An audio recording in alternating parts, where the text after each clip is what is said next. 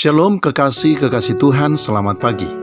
Saudaraku sekalian, di dalam Injil Markus pasal 5 ayat 25 sampai ayat yang ke-29, diceritakan ada seorang perempuan yang sudah 12 tahun lamanya menderita pendarahan. Ia telah berulang-ulang diobati oleh berbagai tabib, sehingga telah dihabiskannya semua yang ada padanya. Namun sama sekali tidak ada faedahnya, malah sebaliknya keadaannya makin memburuk. Dia sudah mendengar berita-berita tentang Yesus.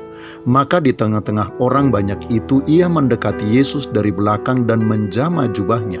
Sebab katanya, "Asal kujamah saja jubahnya, aku akan sembuh." Seketika itu juga berhentilah pendarahannya dan ia merasa bahwa badannya sudah sembuh dari penyakitnya.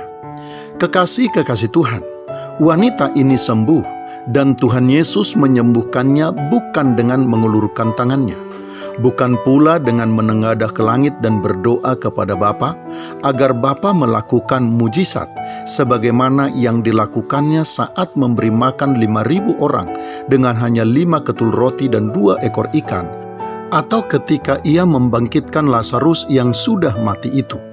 Ia menyembuhkan wanita yang sakit pendarahan ini dengan tanpa melakukan apapun. Kekasih-kekasih Tuhan, kita memang harus berusaha melakukan sesuatu ketika kita rindu dan berharap kuasa dan mujizat Tuhan nyata atas pergumulan serta persoalan kita. Namun usaha yang kita lakukan sejatinya hanyalah mengaktifkan iman kita, bukan dengan merancang cara yang akan dipakai oleh Tuhan dan waktu yang akan ditetapkan oleh Tuhan untuk menolong kita.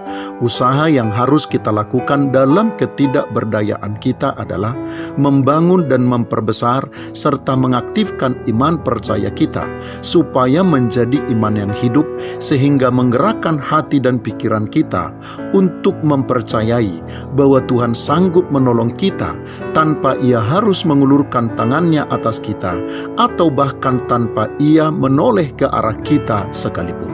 Kekasih-kekasih Tuhan, wanita yang sakit pendarahan ini telah mengaktifkan imannya, sehingga ia tidak berharap Tuhan mengulurkan tangannya baginya. Ia hanya mempercayai bahwa kalau ia menyentuh ujung jubah Tuhan Yesus, ia pasti akan sembuh.